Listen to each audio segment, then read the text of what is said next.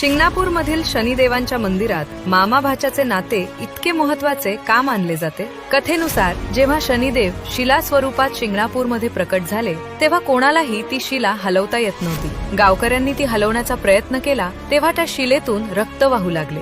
हे दृश्य पाहून सर्वजण घाबरले आणि गावावर एखाद्या मायावी शक्तीचे संकट आले आहे असे त्यांना वाटले. पण त्याच रात्री एका भक्ताच्या स्वप्नात शनिदेव प्रकट झाले. त्यांनी सांगितले, ही साधी शिला नाही, हे माझे स्वयंभू रूप आहे. तिला गावात स्थापित करून माझी पूजा करा. मात्र त्यांनी एक अट ठेवली, ही शिला फक्त मामा आणि भाचा या नात्यातील व्यक्तींनीच उचलायची. मग गावात मामा आणि भाचा यांना बोलावण्यात आले. ज्या शिलेला अनेक लोक हलवू शकले नव्हते ती त्या दोघांनी अत्यंत सहजपणे उचलली आणि बैलगाडीतून गावात आणली.